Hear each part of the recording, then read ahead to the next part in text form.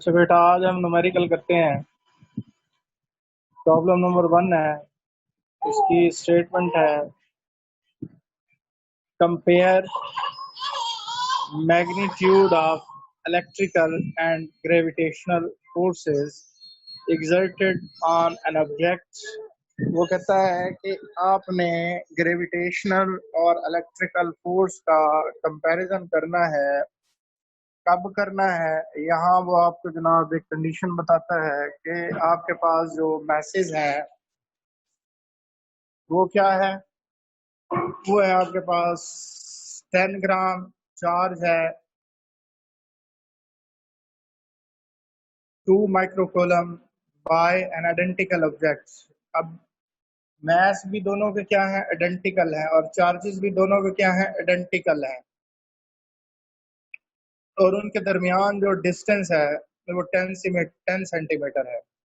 Gravitational constant की value जनाब आपके पास वो है 6.673 इंटू 10⁻⁻11 न्यूटन मीटर स्क्वायर पर केजी स्क्वायर। तो बेटा इसमें आपने क्या फाइंड करना है, इसकी रेशो को फाइंड करना है।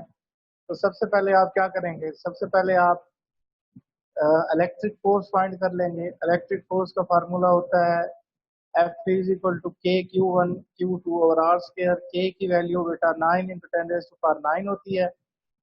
चार्जेस दोनों आइडेंटिकल हैं। अगर चार्जेस दोनों आइडेंटिकल हैं तो Q1 की जगह के ऊपर भी क्या पुट कर देंगे 20, और Q2 की जगह के ऊपर भी क्या पुट कर देंगे 20। डिवाइड कर देंगे इसको आप डिस्टेंस के साथ, जो 0.1 है उसका क्या लेंगे स्क्वायर। यहाँ से आपके पास इलेक्ट्रिक फोर्स आ जाएगी और वो कितनी होगी 360 न्यूटन। ये आपने इलेक्ट्रिक फोर्स फाइंड कर ली। अब आप क्या फाइंड करेंगे, ग्रेविटेशनल फोर्स फाइंड करेंगे। ऊपर कीजिएगा सर। ग्रेविटेशनल फोर्स का फार्मूला होता है, इसको ऊपर कीजिएगा सर।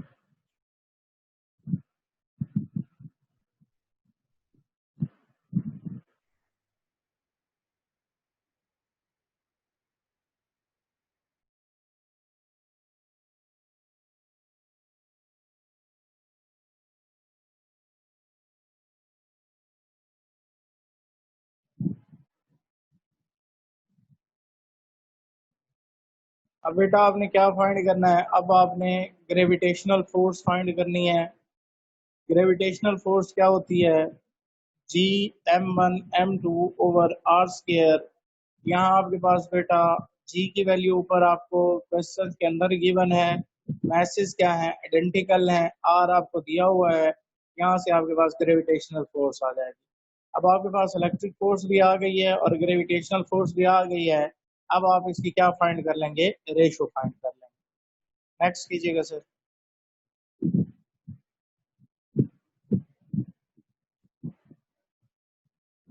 ये रेशो आपके पास दो सेम क्वांटिटी के दरमियान है, इसका जनाब कोई यूनिट आपके पास नहीं होगा। उसके बाद थर्ड प्रॉब्लम है, थर्ड कीजिएगा सर, ऊपर कीजिएगा।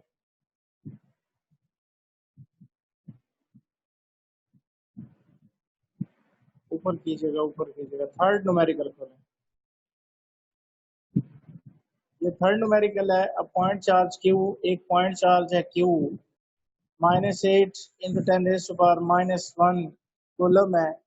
इस प्लेस एट ओरिजिन, जिसे ओरिजिन पर रखा गया है। Calculate the electric field at a point 2 metre from the origin on Z axis.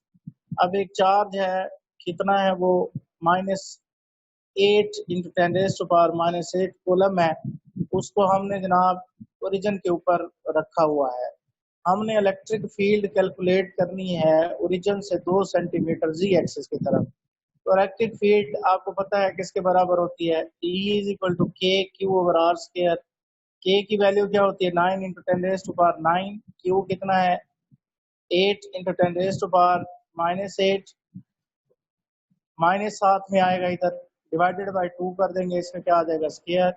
Along ji axis को हम यूनिट वेक्टर लगा देंगे। यूनिट वेक्टर अलोंग जी एक्सिस क्या होता है के, तो ये क्या आ जाएगा -1.8 इंटू 10⁻2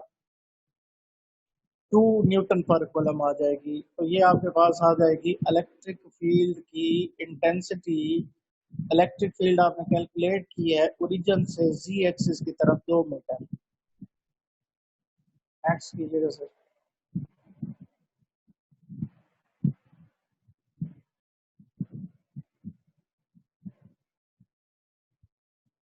उसके बाद है determine the electric field at position vector आपको दिया हुआ है r4i+3j मीटर cos वैन charge point charge q point charge दिया हुआ है। आपने इलेक्ट्रिक फील्ड की इंटेंसिटी फाइंड करनी है।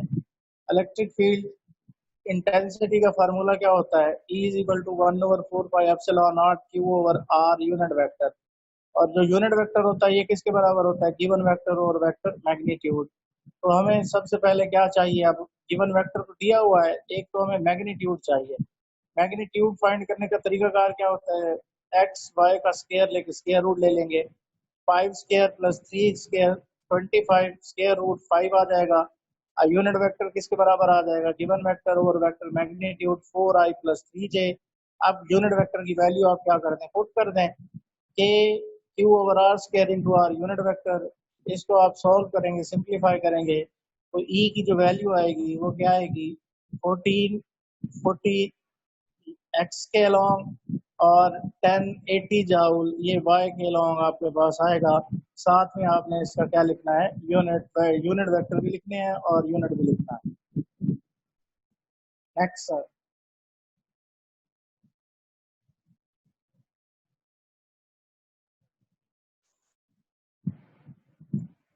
बहुत इंपॉर्टेंट है बेटा क्वेश्चन आपके पास।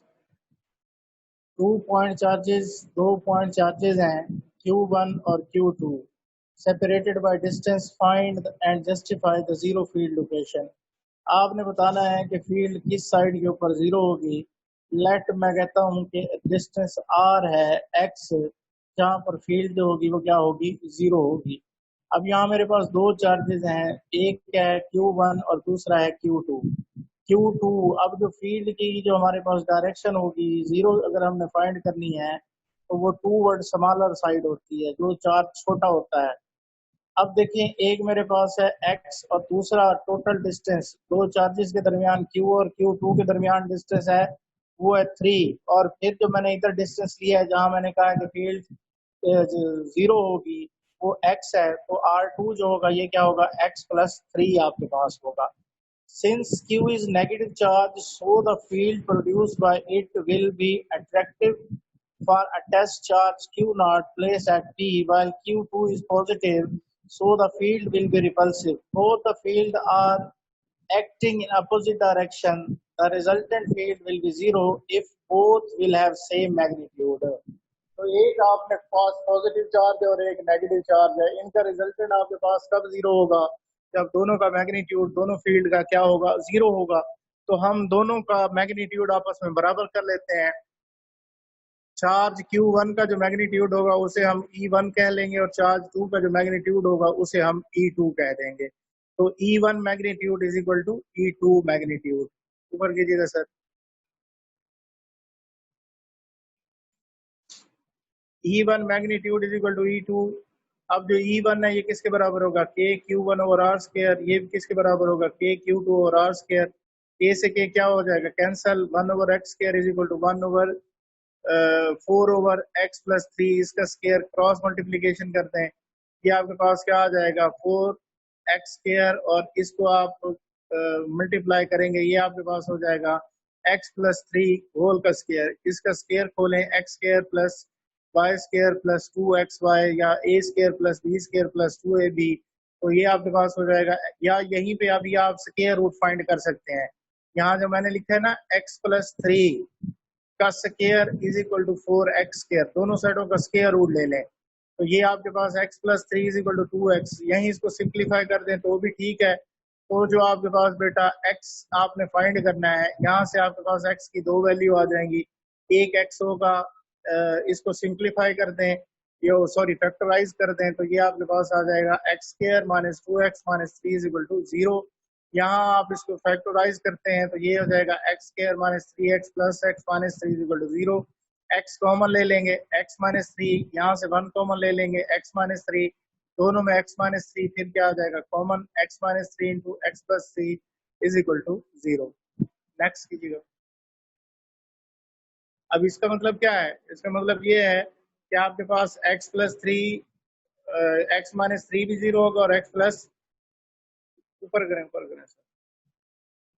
यहाँ आपके पास इसका मतलब क्या होगा कि आपके पास जो x प्लस एक तो x प्लस 3 भी 0 है और x माने ऊपर करें थोड़ा सा सर, नीचे करें,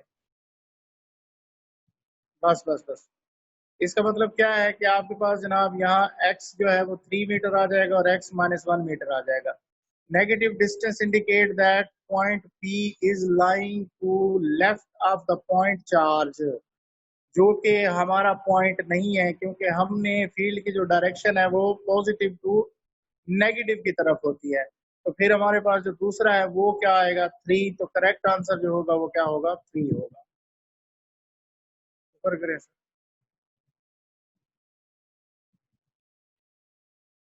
वो कहता है find the electric field strength required to hold a suspended particle of mass. Mass दिया हुआ है, चार्ज दिया हुआ है, डिस्टेंस आपको पता है, तो आपने क्या फाइंड करना है इसमें? आपने बेटा find the electric field strength E find करनी है। ऊपर करें सर। आपके पास वो केस क्या बताता है कि जो इलेक्ट्रिक इलेक्ट्रिक फोर्स जो है वो वेट के इक्वल है, Q is equal to m g, और E किसके बराबर हो जाएगा एम जी ओवर क्यू। तो यहाँ आपको जनाब मैथ भी दिया हुआ है, जी की वैल्यू भी पता है, चार्ज भी पता है, तो यहाँ से आपके पास क्या आ जाएगी इलेक्ट्रिक फील्ड आ जाएगी। उसके बाद 7 है, a particle having charge of 2 electron on it fall through a potential difference। अब आपके पास एक पार्टिकल है, charge of 2 electron on it fall through potential difference, calculate the energy required by it. इसकी हमने अब देखें, आपके पास नंबर ऑफ इलेक्ट्रॉन जो है दैट इज 20। यहाँ से हम क्या फाइंड कर लेंगे इसका charge Q is equal to n e वाले फार्मूले से। ऊपर करें sir, Q is equal to n e, यहाँ से हमारे पास चार्ज आ जाएगा और एनर्जी जो होती है वो किसके बराबर होती है? एनर्जी आपके बराबर होती है Q डेल वी। Q कितना है 20 और डेल वी कितना है आपके पास ये 100, और चार्ज जो होता है वो कितना होता है 20। वो हमने फाइंड किया 20 इंटू 10⁻⁻12। तो यहाँ से आपके पास काइनेटिक एनर्जी आ जाएगी, पहले किस में आएगी आपके पास जाउल में आएगी। आप क्या करेंगे 1.6 इंटू 10⁻⁻19 के ऊपर डिवाइड कर देंगे, तो आपके पास जो एनर्जी आएगी वो इलेक्ट्रॉन वोल्ट में आ जाएगी। ऊपर करें सर।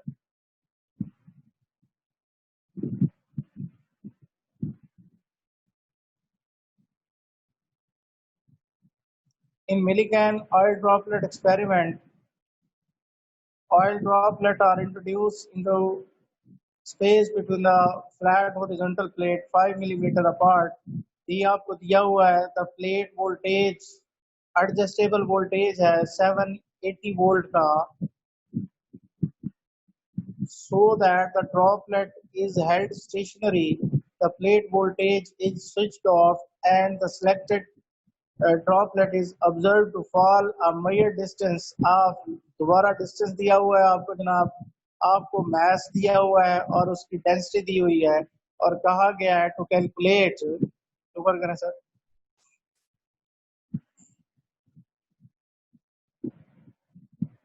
आपने जनाब एक तो उसका आपने मास फाइंड करना है सबसे पहले, और उसके बाद आपने उसके ऊपर चार्ज कैलकुलेट करना है। आपको पता है डेंसिटी जो होती है ये किसके बराबर होती है? डेंसिटी होती है मास पर यूनिट वॉल्यूम, और मास किसके बराबर होगा? मास होगा जनाब डेंसिटी इनटू वॉल्यूम। और आप सफेयर की बात कर रहे हैं तो 4/3 पाई आर क्यूब, रो डेंसिटी भी दी हुई है, आर की वैल्यू भी दी हुई है, तो यहाँ से आपके पास मास आ जाएगा। तो यहाँ बेटा आप क्या करते हैं, आर जो है वो आपको पता है मिलीकेन ऑयल ड्रॉपलेट मेथड के अंदर 9 ईटा वी टी ओवर 2 रो जी। रो की भी वैल्यू आपको पता है, जी की वैल्यू भी पता है, और इसकी भी वैल्यू आपको कोफिशिएंट ऑफ विस्कोसिटी की वैल्यू भी दी हुई है। तो इस फार्मूले के अंदर वैल्यूज पुट करके आप क्या फाइंड कर लेंगे? इसका रेडियस फाइंड कर लेंगे। ऊपर करें सर। अब यहाँ से आपके पास आपने क्या फाइंड करना है, आर आपके पास आ गया है, मैथ्स वाले फार्मूले के अंदर आप आर की वैल्यू पुट कर देंगे तो आपके पास क्या आ जाएगा? मैथ्स आ जाएगा। दूसरा आपने क्या फाइंड करना है, मैथ्स आ गया, m g d over v, d भी दिया हुआ है आपको, जी का पता है आपको, मैथ्स अभी आपने फाइंड किया है, और वी आपको दिया हुआ है, तो यहाँ से आपके पास क्या आ जाएगा? चार्ज आ जाएगा।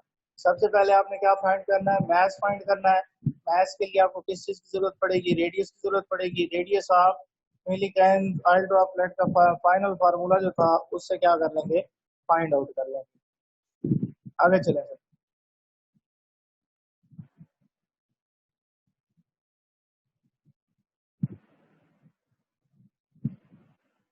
A proton placed in a uniform electric field of 5000 Newton per coulomb directed to right is allowed to go a distance of 10 centimeter from A to B. Calculate, अब आपने सबसे पहले क्या कैलकुलेट करना है? आपको जनाब चार्ज दिया गया है, प्रोटॉन है तो उसका मास दिया गया है, इलेक्ट्रिक फील्ड दी गई है और डिस्टेंस दिया गया है। तो आपने सबसे पहले क्या फाइंड करना है? पोटेंशियल फाइंड करना है। V is equal to minus e d के ई डी फार्मूला लगाएंगे, यहाँ से आपके पास क्या आ जाएगा? पोटेंशियल आ जाएगा। दूसरे नंबर पे आपने क्या फाइंड करना है? Work done. वर्क किसके बराबर होता है? Q we. पोटेंशियल अभी आपने फाइंड किया है और चार्ज आपको दिया हुआ है, तो यहाँ से आप क्या फाइंड कर लेंगे? वर्क कैलकुलेट कर लेंगे। ऊपर चलें सर। उसके बाद आपने एनर्जी फाइंड करनी है चेंज, तो वो किसके बराबर होगी? क्यू वी के बराबर होगी। वी आपको दिया हुआ है, चार्ज के साथ आप इसको क्या करेंगे? मल्टीप्लाई करेंगे। उसके negative sign show that potential energy is decreasing. Kinetic energy आप फाइंड करेंगे, वो किसके बराबर होती है? क्यू वी के बराबर होती है। फिर आपने वेलोसिटी फाइंड करनी है। Change in kinetic energy half m v square. Two divide हो रहा है, इधर आएगा तो मल्टीप्लाई हो जाएगा, एम मल्टीप्लाई हो रहा है, इधर आएगा तो डिवाइड हो जाएगा। Two kinetic energy over m, इसका स्क्वायर रूट लेंगे तो यहाँ से आपके पास क्या आ जाएगी? इसकी वेलोसिटी आ जाएगी। ऊपर करें सर।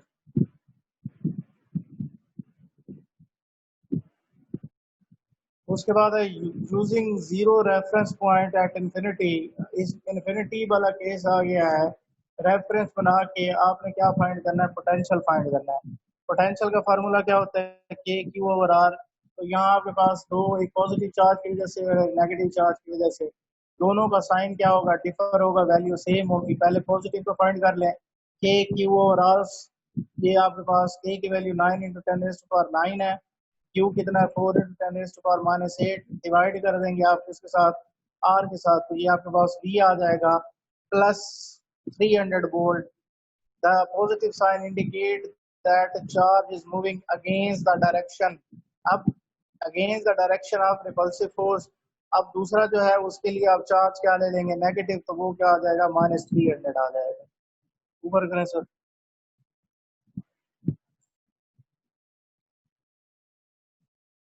उसके बाद in Bohr atomic model, Bohr atomic model को पढ़ते हुए, हाइड्रोजन एटम है, हाइड्रोजन एटम का जनाब आपको रेडियस बताया गया है और उसकी वेलोसिटी बताई गई है। चार्ज आपको पता है, इलेक्ट्रॉन की बात कर रहे हैं तो आपको मैथ्स का भी पता होगा। तो इसमें सबसे पहली चीज आपने क्या फाइंड करनी है? ए electric potential at a distance. Electric potential अभी हमने पीछे फार्मूला पढ़ा है, वी इज इक्वल टू के क्यू ओवर आर। के की वैल्यू होती है 9 × 10⁻9। क्यू चार्ज कितना है? 1.6 × 10⁻−19। और आर कितना है आपके पास? 5.29। ये आपके पास आर भी दिया हुआ है, आपको क्यू भी दिया हुआ है, तो यहाँ से आपके पास क्या आ जाएगा? पोटेंशियल आ जाएगा। उसके बाद आपने क्या कैलकुलेट करना है? उसके बाद आपने कैलकुलेट करना है energy of atom in electron volt. ऊपर करें सर। एनर्जी जो होती है, ये आपको पता है, आपने तीसरे चैप्टर के वो फर्स्ट ईयर की केमिस्ट्री के 5वें चैप्टर के अंदर पढ़ा हुआ है। एनर्जी जो होती है किसके बराबर होती है? माइनस के E square over 2 R N। तो यहाँ बेटा आपके पास क्या आ जाएगी? एनर्जी की वैल्यू आ जाएगी, जो आपने 5वें चैप्टर के अंदर पढ़ी थी, फर्स्ट ईयर की केमिस्ट्री के 5वें चैप्टर के अंदर, जब आप बोहर एटॉमिक मॉडल पढ़ रहे थे तो वहाँ आपने एनर्जी कैलकुलेट की थी। अब देखेंगे आपके पास एनर्जी है, तो दूसरा आपने क्या फाइंड करनी है? इसकी आयनाइजेशन एनर्जी। वो क्या होगी? अब मतलब आपको कितनी अमाउंट में एनर्जी रिक्वायर्ड होगी? आपको इतनी अमाउंट में एनर्जी रिक्वायर्ड होगी 13.6 इलेक्ट्रॉन वोल्ट। क्या आप हाइड्रोजन एटम से एक इलेक्ट्रॉन को क्या कर सकते हैं? रिमूव कर सकते हैं। ऊपर करें sir.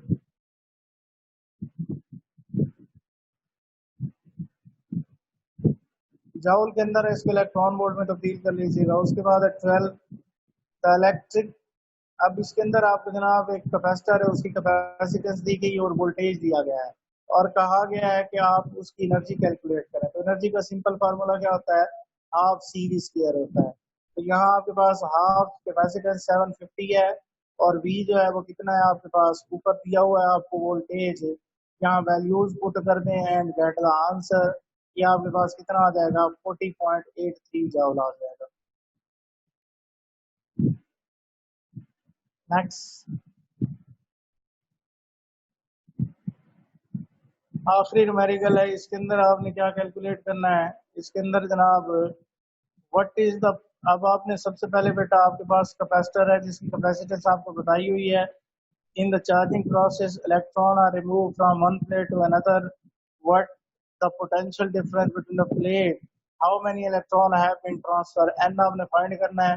Q is equal to c d, यहाँ से आपके पास Q की वैल्यू आ जाएगी और Q किसके बराबर होता है, एन ई के बराबर होता है, और एन किसके बराबर हो जाएगा, Q ओवर ई के बराबर हो जाएगा। ई क्या है, ई चार्ज एन इलेक्ट्रॉन है, इलेक्ट्रॉन के ऊपर जो चार्ज है उसको आप क्या कहते हैं, ई। यहाँ से आपके पास क्या आ जाएंगे, नंबर ऑफ इलेक्ट्रॉन आ जाएंगे। तो बेटा वैसे ये जो न्यूमेरिकल्स होते हैं ये असल में आप लोगों ने जो चैप्टर पढ़ा होता है, रियलिटी में ये सेल्फ असेसमेंट टेस्ट होता है कि आपने चैप्टर पढ़ा, आपको इनमें क्या क्या बातें समझ आई, उस सेल्फ असेसमेंट का टेस्ट जो होता है वो न्यूमेरिकल की शक्ल में बुक वाले देते हैं। लेकिन आप बच्चों की और हम उस्तादों की आदत होती है कि हमने बच्चों को जनाब न्यूमेरिकल भी सारे के सारे खुद ही करवाने होते हैं। हालांकि ये आप लोगों के लिए होते हैं कि आप अपनी सेल्फ असेस कर सकें कि आपने इस चैप्टर से क्या लर्न किया है। यही वजह है कि हमारे जो बच्चे होते हैं वो एम कैट के एग्जाम को बड़ा सर पे सवार कर लेते हैं, उनकी कैलकुलेशन वीक होती है, कैलकुलेटर का इस्तेमाल करते हैं, कैलकुलेटर के बगैर छोटी सी फ्रैक्शन सॉल्व नहीं कर सकते। चैप्टर को पढ़ के इसकी खुद एवेल्युएशन करनी होती है, शॉर्ट क्वेश्चन और न्यूमेरिकल इस चीज का नाम है।